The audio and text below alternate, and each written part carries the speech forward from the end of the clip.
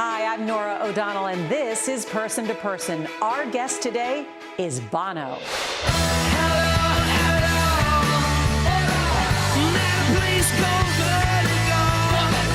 Bono is the frontman for U2. The Irish rock band has sold more than 157 million albums and won 22 Grammys, more than any other group. He's not just a rock star. Born Paul Hewson, he's also an artist, global activist, and even an honorary knight. Bono talks about his legendary life in his new memoir, Surrender, 40 songs, one story. Hello, hello. So we went to Dublin to see Bono's Ireland, the place where U2 was born and launched into superstardom.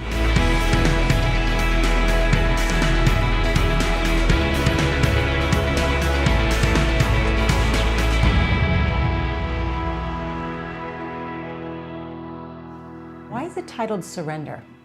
You know, I have spent a lot of my life with my fists up, metaphorically and sometimes literally. I'm a combative type person, that is well known, and I'm trying to get to a place where I know what to fight for and what to let go of, and that I needed to surrender because I feel the gift that I was born with. You know, I woke up with melodies in my head, honestly, as a kid. I knew I had that inside me. And then it was liberation to join U2 and become a songwriter. For many people, though, you know, music is something to surrender to. Yeah, that's it. In a way, it's the sweet surrender. It's a gift, and you've got to be careful with gifts that you don't put a high enough price on them because they're free. When did you go from Paul Hewson to Bono? Ostensibly, it was the names we gave each other, and I had many names, the most reasonable of which was Bono. It doesn't sound great in certain places in the world. Across the water there, I'm called Bono, which I don't love, but I'm grateful to be called anything. But in Italy, they say Bono, and that makes me feel very good. But Bono is short for something. I can see you're not going to let this one go, but it was Bono Vox of O'Connell Street. That was my teenage name. You write about your childhood. You say you were angry as a child, and at points describing yourself as having a lot of rage. How did you manage that into adulthood? I'm still managing it, but there's some anger I think is appropriate, don't you think? There's a righteous anger at the unfairness of things. That's a good anger. I'll keep a hold of that one.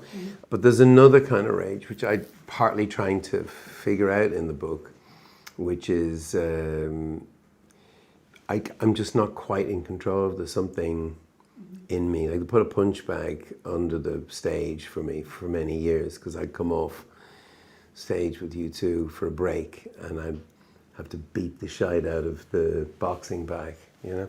Sometimes you scream at your bandmates. Yeah, in the band, early days, I was, I'm sure, insufferable. And they were very good about it, really. And occasionally, they would fight back. Never pick a fight with a man who earns his living with hand-to-eye coordination. Edge certainly has a very fast right hook. Yeah. He's taken me out. So many people in your life you've been friends with since you were boys and girls. Yeah, communities are the very heart of, I think, U2's music. It's a very Irish thing that everybody I needed on the road to wherever I was going were right there. Everybody I needed was right there. I just had to see it. You have the people you need much closer to you than you realize sometimes. And that's the story of U2. Just the idea of how this band started. It's preposterous, isn't it? Yeah. It is. There was magic, you know, that's all we had. We didn't have anything else. And of course, there was a desperation to get out of there and desperate to make something of our lives. For me, rock and roll was liberation. I mean, I could not. Once I found, wow, I'm able to write songs and other people aren't. Wow. And it was like breaking out of whatever jail I was in. It's so rare that any relationship lasts decades, much less a rock band. What do you think the secret is? It's getting harder.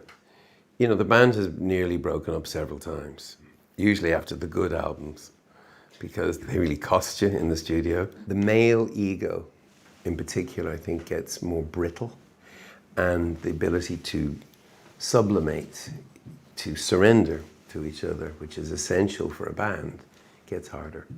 You worry a lot about becoming irrelevant. Does that still bother you? You're about to be irrelevant. And that's okay, but you don't want to give it up so easily. It's relevant to who is the real question. Songwriters always want to get to a younger audience, but at a certain point, the younger audience just don't return that love. Did you find in writing and reflecting, you found something out about yourself that you didn't know? I got a bit bored with the subject of the book. Which was yourself? Yes. Is that why it took 7 years? Yeah, that and the bad typing. But I wrote the book to explain myself, to myself largely, and to my family and to my kids, and to explain, what was I doing, when I was away and when I was at home. What scared you most about success? Finally feeling successful, because the thing that drives me is more fear of failure than anything else. But success, U2's been playing stadiums for 4 decades in our own right. It's kind of incredible. So imagine a football team or something that keep winning the Super Bowl. Right. It's the same players. Yeah. It's a bit mad. You wrote about the dirty little secrets of success. What are some of the dirty secrets of success? People who are at the top of what they do are clearly not doing a lot of other things. They're focused on one thing. And that is not necessarily great for your family or your friends. Your strengths become your weaknesses. I'm trying to get to grips with it, and eventually I'll pay for a shrink, and if you're up for the gig, I'll be ready. Never been to a shrink. I have, actually. I did. I went to some anger management. Did it help? Got very angry with the dude. He was very wise man. Yeah, I'm not joking. So when you think about rock stars, you don't think about someone who reads Kafka or scriptures or Tolstoy or... Right. And you're that person. Yeah. I mean, I put this book together. It's 40 tales. They're it's almost like short stories. That you can get in and out of them.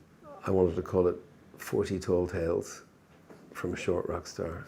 You even listed a lot of different things you wanted to call it. I know. Surrender. Yeah. The only thing I can't do. And when we come back, we join Bono at his local Irish pub for a pint and a rare interview with his wife.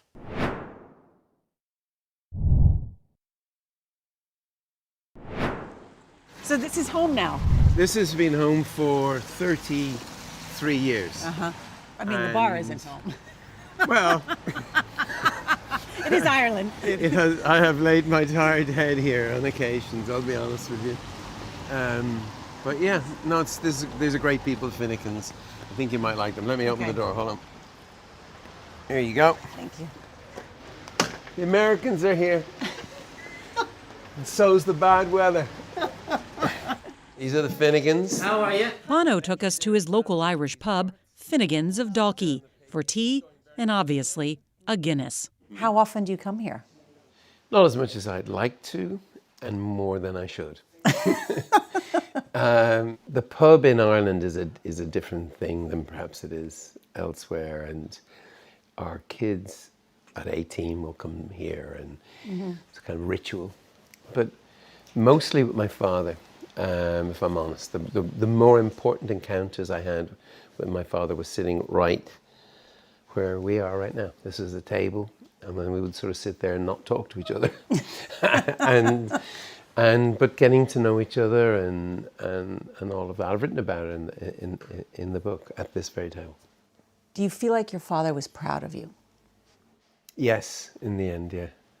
You write at one point in the books about how a parent can parent. You can say, oh, you're so great at what you do, or they can reserve that, and both ways can be motivating. You can tell them they're extraordinary and everything that comes out of their mouth is interesting, or you can just ignore them Which was your father? My father definitely followed the latter advice, and it worked very well. Did that motivate you, that you had something to prove to your father? Yes, I'm very grateful for my father. I wish I was more there for my father, actually, and grateful for the gift of this voice. When he passed away, I feel something changed in my voice. Ali said I went through a period of a little more attitude, a little more angry, but I eventually let go of that. I think now I have a voice that even my father might approve of. I loved that part of the book. I have it right here. You talk about the final gift that you got from your father. You write, "What changed for me was my voice. I felt I got an extra couple of notes on my range. I felt I was becoming a real tenor as opposed to a pretend one." If you listen to the early recordings, I hear it's a volcanic thing, but I'm singing out of my body. And that's its communication. But the instrument is more expressive now, and I think I know what to do with it more. And strangely enough, the person who got me to a place where I could sing was an opera. So my dad's operas came around, and U2 were a rock and roll band. Some people say we're the loudest folk band, but it's opera, really. I mean, if you think of their big emotions, big songs, big feelings, and we're not trying to be cool, do you know what I mean? Where our music is much hotter than that. It's much more Italian. And did your father want to be an opera singer, or? My father had that thing, which sounds so nihilistic, but it wasn't at all, which is to have dreams is to be disappointed. Wow. So don't have them. Wow. And growing up in Ireland was grim. So you didn't really have those kinds of things. He was incredibly talented, but his ambitions were not to take that as far as he could. It was just to have the life, and he certainly did. How was it dealing with fame here in Ireland as opposed to in the rest of the world? Well, we have a very complicated relationship with success, let's put it that way. So we've had to retrain ourselves to actually not look down on success. It's just a funny thing, because Americans, you really look up to success. Sure. And the old story is, one day I'm going to live in that mansion on the hill. No, I live on a nice house, so I'd rather we get over that bit. But it suits us, our family. Yeah. Did Allie walk in? She's walking in. Oh, How did you know that? I don't know. I guess Ali, she's a witch. She's a witch. Burn her. Allie Hewson and Bono have been together as long as U2. The two just celebrated their 40th wedding anniversary. You don't do many interviews, right? Very few as I can possibly do. How many years have you guys known each other? Some days it feels like 100 years, but in reality, it's about 46, is it? Yeah. And Yeah. 40 years married. Well, we met in school, we met in high school, so Hey, look, as if now the party celebration started. and the black bush for my dad. Thank you. Thank you for that, you. man. Thank you. Most rock stars don't stay married 40 years. Well, a lot of people don't stay married 40 years. There's no secret, it's work. I find that very hurtful. She calls it the work of love, and I'm like, I can feel the adjective hard coming. The hard work. But that's and true. I take that. I wasn't. I don't know. I just feel it was a lot of fun. I think that's keeping it light was going to be my next line. Really? Okay, yeah, it was. Oh, wow. I think adding fun in is really important, and remembering why you married somebody at times. And the rest is, it's easy. There's days when you're really grateful that you kept it together, and then there's days where you're not so grateful. But it's amazing. We started dating the week I joined U2. I was 16, and he was 15. It's a good week. Yeah, but you describe in the book seeing her for the first time in school? Yeah. She was wearing a tartan skirt that I think her mother made, and Still have it. Do you really? and I think were you wearing Wellingtons in mine? Probably. So do you call him Bono, not Paul? Pretty much, I call him a lot of things. Paul is not one of them. Please tell us. What do you call him? Paul is not one of them. That Really? is true. Listen, let's just drink to our Here we go. Good health. our 40 years together. This Cheers. is going very well anyway. Thank you for coming. So you dedicated the book to Allie. What did you think when you first read it? I was very nervous about what was going to go in that book. But I think he's an incredible writer. It just seems to be anything he turns his hand to, he can do, which is very annoying most of the time. I mean, you're married to Bono, but there are 3 other men in this marriage, The Edge, Larry, and Adam. How was Absolutely. dealing with that? Amazing, because they're amazing guys. And I think in many ways, without them, we may not be 40 years married. If there's something that has really helped us get where we are and raise our kids, it was the decision that all the band took, which was to stay in Ireland. You know, they keep you down to earth here. And that has been a huge gift for us in our marriage and with our kids growing up. Allie, I love the way he writes about you in this book. Thank you. It's both humbling and invigorating to notice all the ways in which your partner is tougher than you. Do you think you're tougher than he is? No, I don't.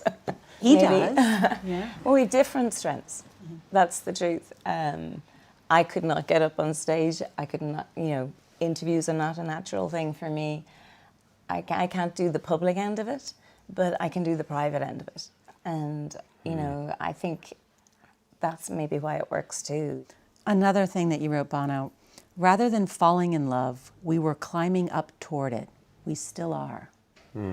Yeah. Our relationship began with, of course, the obvious, romance and flirtation, but it quickly moved into friendship.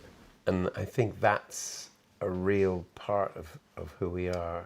The most important line that you said to me years ago, which was, don't look up at me or down at me, look across at me, I'm there. You wanted to be treated as an equal. Yeah, well, I think that's really important in every relationship, is that we all respect each other. And sometimes, I do feel that maybe, there's a little bit of, we both put each other a bit on a pedestal and sometimes under a pedestal, but it's just that keeping the balance, remembering who each other is and, always holding on to the truth of each other. 2 words, keep it real. And when we come back, Bono shows us the school where he met Allie and his bandmates nearly 50 years ago.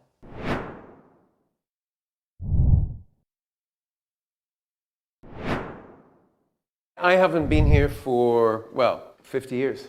Really?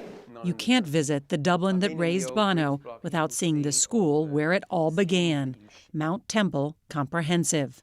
We properly learned how to be a band in this school. Yeah. And they were totally cool with it. You do write in the book, too, that you weren't a very good cover band, but you were very good at playing your own music. Yeah, it is interesting that U2 learned to write our own music because we couldn't play anyone else's. That's our secret. That's our dirty little secret. That's pretty good, though. But this room has a lot of feelings in it for me. And as I say, they're not all wonderful feelings. Yeah. Because I feel that thing about people who know they have a gift but don't know where to put it. Yeah. And thank God for this school and thank God for these people that I got there. Well, you didn't know what your gift was then, but you had I knew there was something there, Yeah. and I knew it was music. I knew I had music. I knew I had other things, but there was something in me there, yeah. The first U2 show really was on this outside here. Oh, up right there. Yeah. That show was here in the schoolyard on a slab of concrete that acted as a stage. How cool is this? Well, this is kind of like an arena almost. Yeah, I mean, most people were looking the other way if they had ears. But wow, did it feel good to be Yeah. here. Beautifulness. Do you remember that feeling of being on stage here, like one of the first times? Yeah. Yeah, I remember the feeling. This feeling of, oh, this, I can do this. Because some people say, you know, that feeling when you're on the stage and performing, it's like a drug. Yeah. Yeah, that adrenaline, that feeling. So you describe in the book being on the stage and the roar of the crowd is something that turns a mouse into a lion. Right. You don't seem like much of a mouse. Well, before I go on stage, I can, and it's not uncommon for even the most bombastic of personalities to be a little nervous. And it's okay if you're going to just, phone it in. But in our band, every night has to be the best night of our life, or the best night of anyone's life. And it's absurd. It's a high bar to meet. It's like, come on, it's like, and we go at it like that. So that can make me, I can get quiet and, I need some fortification. You want me to shout something? You could try, hello, Dublin. Hello, Dublin! We do not have much talent. We do not have much talent. But we're very grateful you're here, and nevertheless. But we're grateful you're here, nevertheless.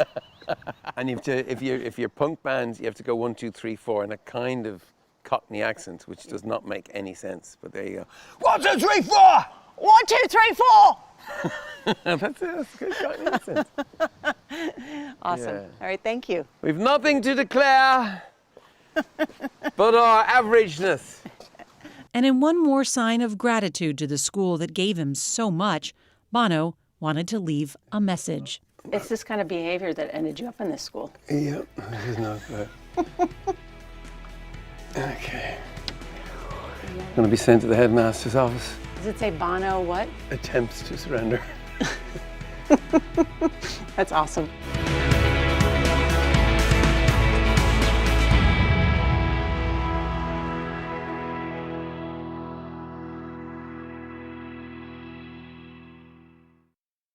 Hi, I'm Norah O'Donnell, and this is Person to Person. Our guest today is Dolly Parton.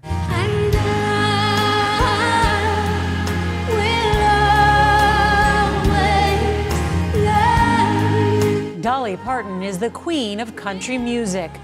A one-name wonder, Dolly has sold over 100 million records and topped the charts in both country and pop music. With more than 5 decades in the spotlight, she's done it all with hit songs like Jolene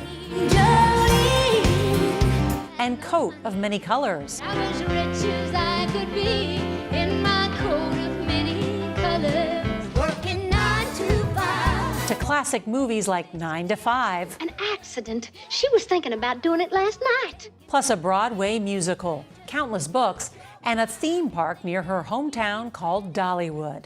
But she's never forgotten her humble roots. The Tennessee native was born in a one-room cabin in the Smoky Mountains, one of 12 children. And at 77, the blonde bombshell isn't even close to done. She's coming out with her 49th studio album. This one, a rock album, appropriately named Rockstar. She's also giving a close-up look at her incredible clothing and costumes over the decades in a new book, Behind the Seams, My Life in Rhinestones. So we went to Nashville and sat down with Dolly for an intimate, person-to-person conversation.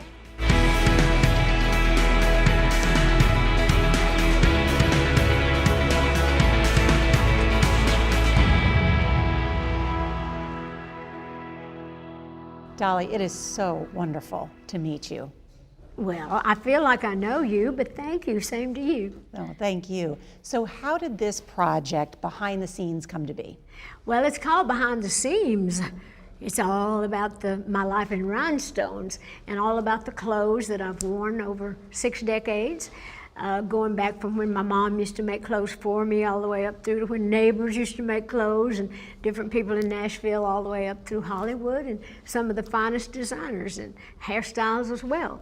And so that was a clever little title that my niece Rebecca, who's the curator, has helped put it all together. She came up with that title, and I thought, that is so clever, behind the seams. So in My Life in Rhinestones, so we headed out and did it. It's been pre-ordered by many people. Yeah, well, it's a coffee table book, and it's really got laughable things in it. I look at the wigs and some of the clothes I've worn and I laugh out loud, and I tell the stories about where I was and what I was thinking at the time and when I wore it. I know you say you don't care about fashion. How can that be?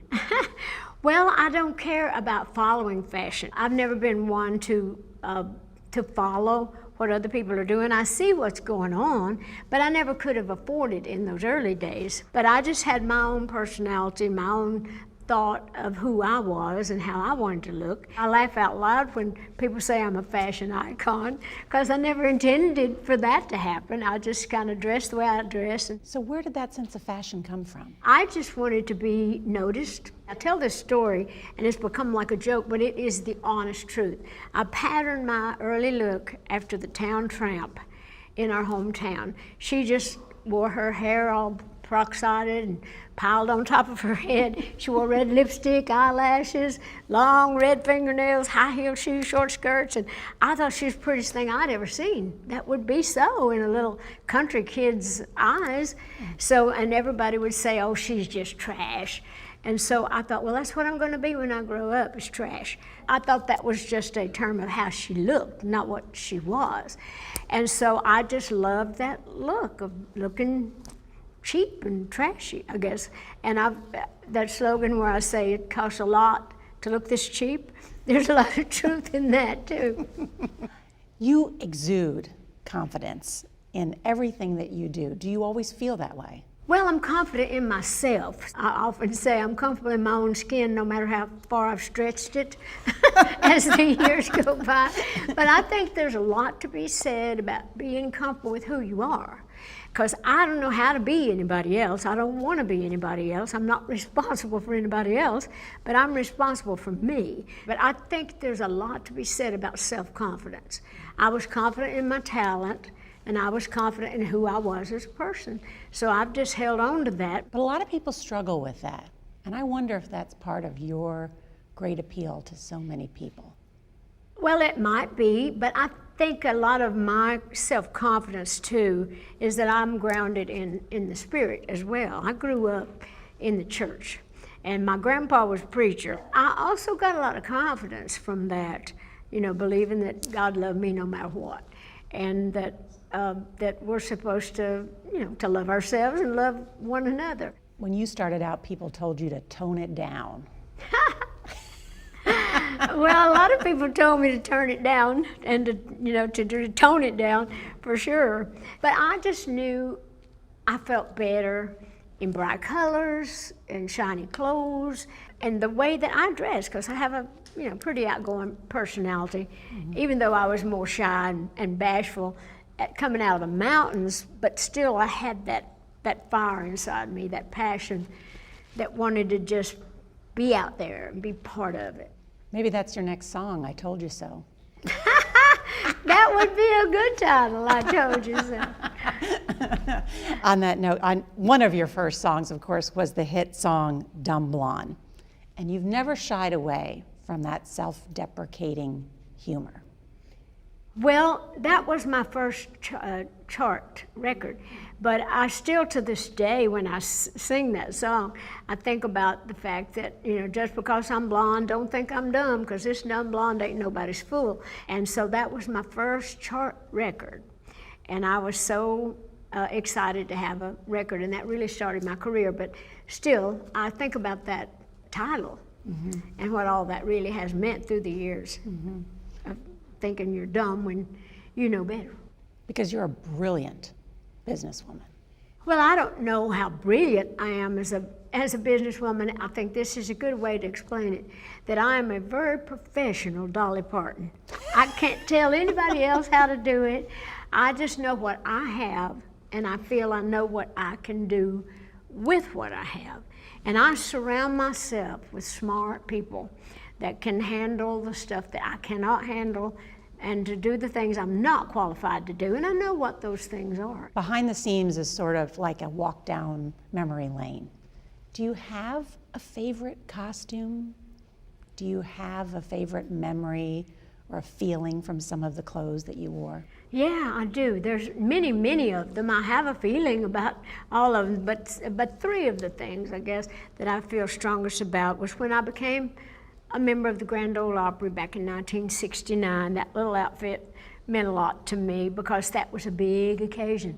If you can make it to the Grand Ole Opry, you've really made it. So that was my dream as a child, to be a member of the Grand Ole Opry. And then, of course, My Little Coat of Many Colors is a song that's just stood by me and just become so many things. It's created a life of many colors for me because that little song is so important. And I did a song years ago on the CMA Awards. It was called He's Alive.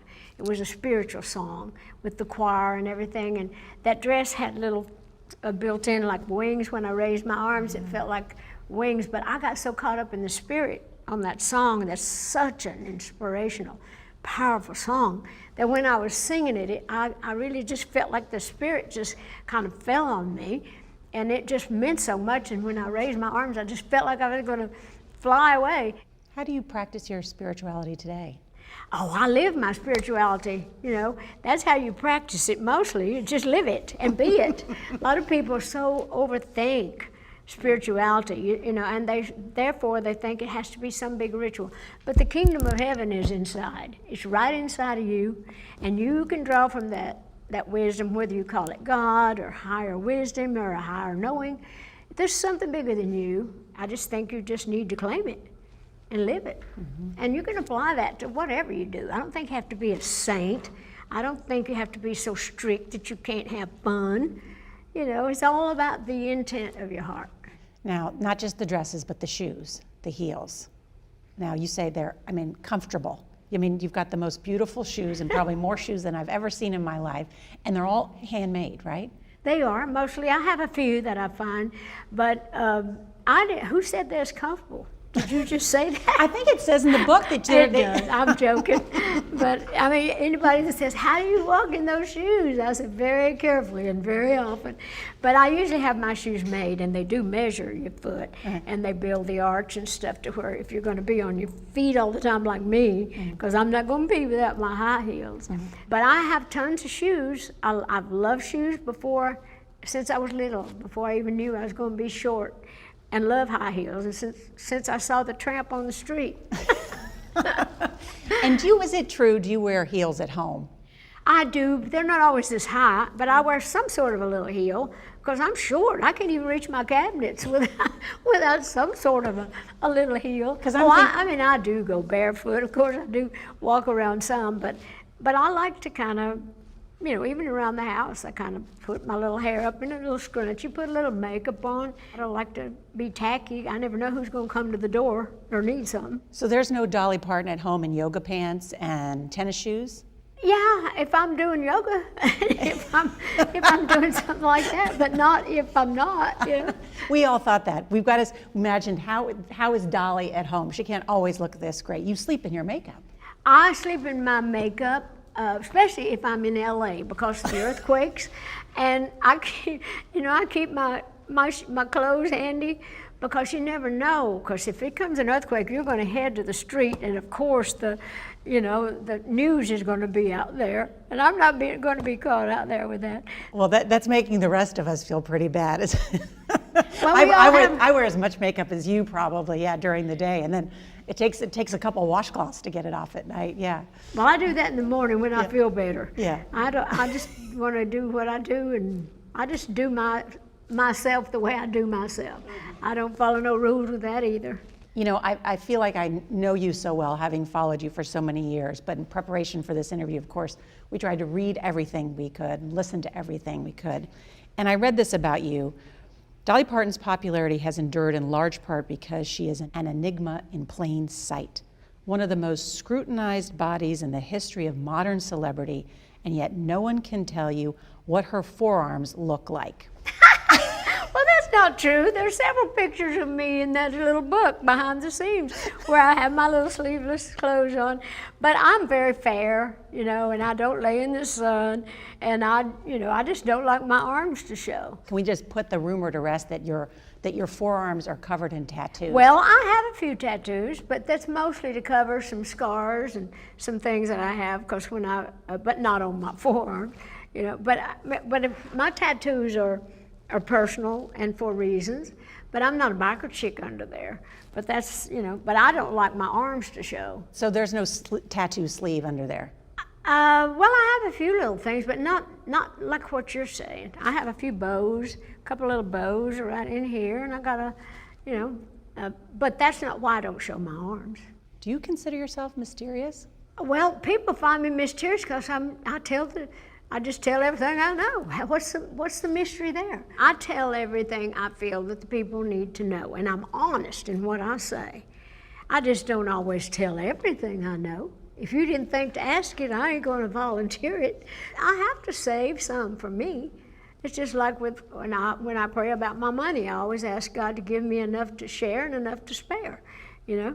And so that's the same thing with my personality.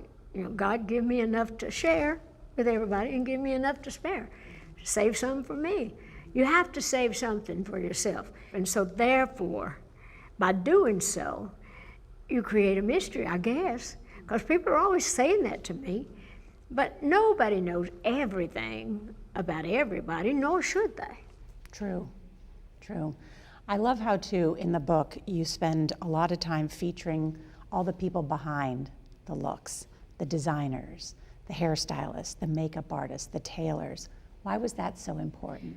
Well, that was one of the main reasons that I was all up for doing this book, because it has given me a chance to really let the people that put all this together. It's one thing for me to get out there and sell it. I can take me with my personality and all that.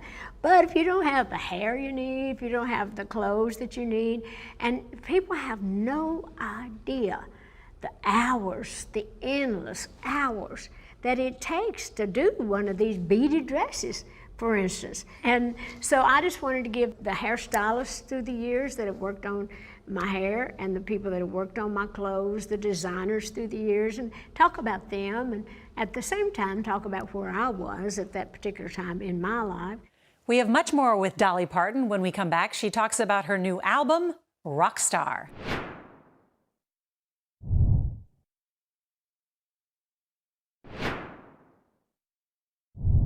Let's talk about music, because you're one of the most famous country music artists of all time, if not the most famous. And you have done pop, bluegrass, and now a rock album. I'm a rock star.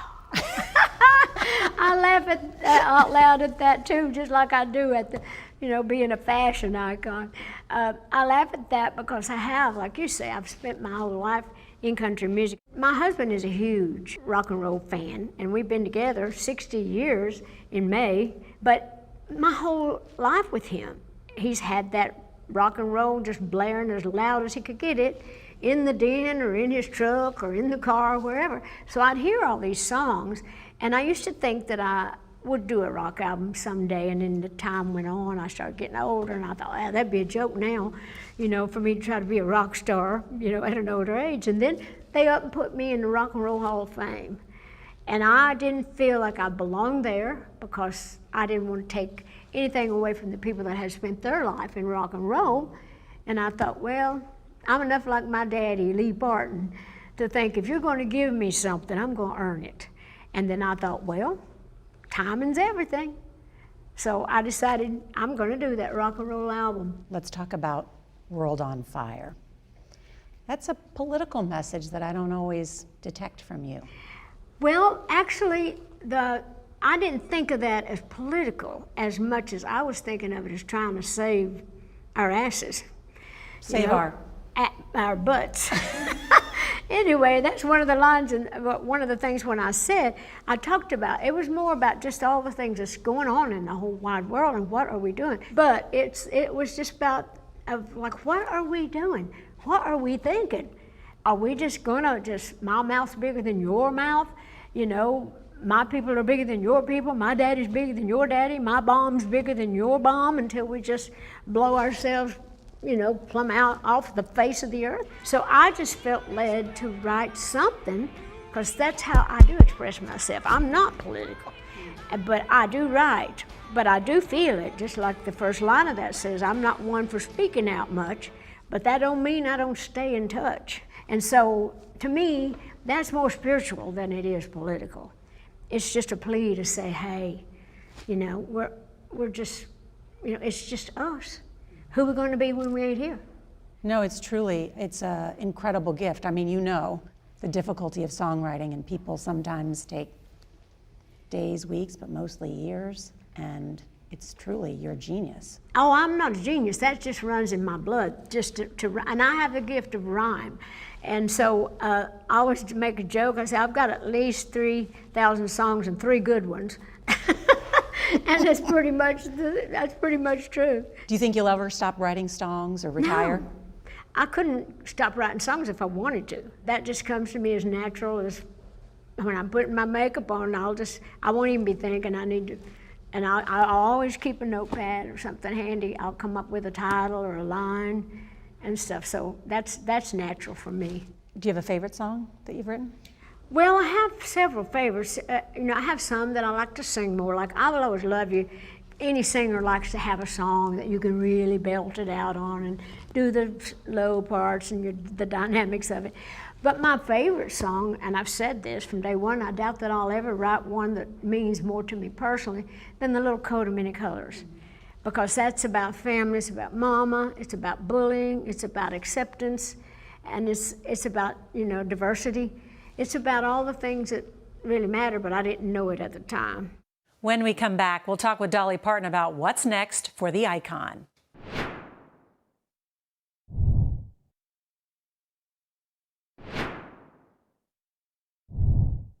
Many people may not know about all your contributions to science. $1 million to help develop the COVID vaccine. Why'd you do that? Well, at the time that I donated money for the COVID vaccine was when everybody was coming down with this dreadful disease, and everybody was thinking this is like the Black Plague.